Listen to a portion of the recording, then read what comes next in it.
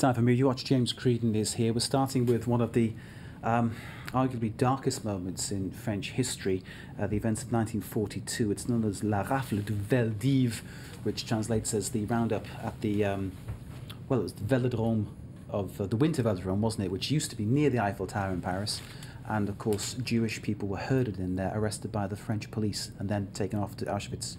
As you say, Mark, arrested by the French police, and I think that's the key point, that why this event is being commemorated today, the 70th anniversary of it, why Jacques Chirac came out and made a big speech about it 17 years ago to try to make it enter into the French history books, because a lot of this stuff was swept under the carpet after World War II. And this article that you're now seeing is in Libération. It is a poll that was conducted by the CSA, which is a French audiovisual authority. It found that between 57 and 67% of people under 35 in France don't know what La Rafle is, or what this roundup is. There was a film about it in the last couple of years. I was going to say that was out 2 years ago. That's right, and another book called Sarah's Key, which was also adapted into a movie with Christian Scott Thomas, featured La Rafle as one of the key points. So you would think, actually, with a lot of movies and books coming out, that it would have hammered home this historical event even more in the consciousness of the French people. But it seems a lot of people aren't aware of it. And according to that poll, 67% of 15 to 17-year-olds, so mid-teens, not aware of what this event is. Now, that might seem quite shocking, but what I thought was quite surprising, interesting, is historians were asked about what their reaction to these statistics, and Le Monde interviewed quite a few historians who didn't actually seem too shocked by that. Henri Rousseau, he works at the French Research Centre, the CNRS, he said that he's not surprised, and if you ask young people, he said, in fact, if you ask questions that are too specific about history, people don't have bad memories, but if you ask broader thematic questions, people tend to remember things better. So if you ask young people how Jews were treated in World War II, they'll almost all know that it was not treated well. Other historians, including actually another historian from the same research centre, said that in fact the work in terms of memory of what happened during the Holocaust, or the Shoah as it's often known in France, there's not much more that can be done in terms of French society today. School textbooks, movies, etc. A lot has been done to make sure this memory is intact.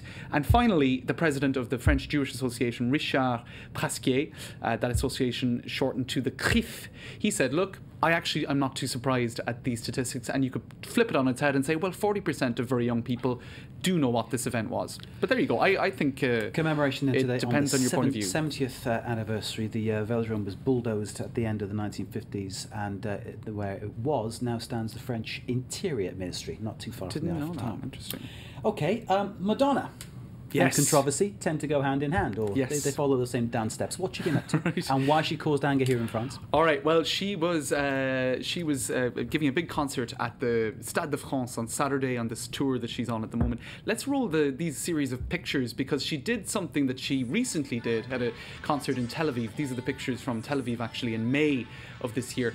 You can see Marine Le Pen, far-right candidate in France, far-right politician, being associated with the image of the swastika, even though some say it's the swastika in a different form, etc., and very quickly with Hitler's face. So clearly she's being associated with symbols of fascism and World War II. So that was Marine Le Pen there with the tash, the Hitler tash drawn on. Well, it's a montage, and it all goes by very, very quickly. And it's also based on the person of Madonna. Madonna is there, and then her face is morphing into all of these characters, and it's part of a song called Nobody Knows Me. So I suppose maybe the idea being, who knows what's going on inside you. And other figures such as the Pope and Hosni Mubarak feature in that broader, longer montage. So she's just trying to be provocative again, obviously. That's kind of what she does. Because the leader of the far-right National Front, Marine Le Pen, who features in there, as we said, with the tash drawn on her face, is clearly angry about it. She is angry, and she warned her after Tel Aviv, after the concert in Tel Aviv, you do this again, and I'm going to sue you. And now she is going to sue her. The Front National, the far-right National Front Party, is going to sue her. And, there you go. She also, at the beginning of that concert on Saturday, it was Bastille Day here in France, French National Day, the day the monarchy was symbolically deposed, etc.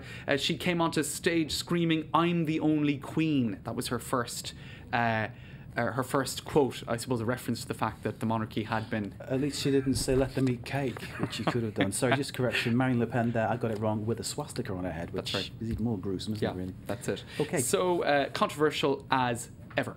Okay, James, thank you very much indeed. Thanks, Mark. James Creedon there with Media Watch.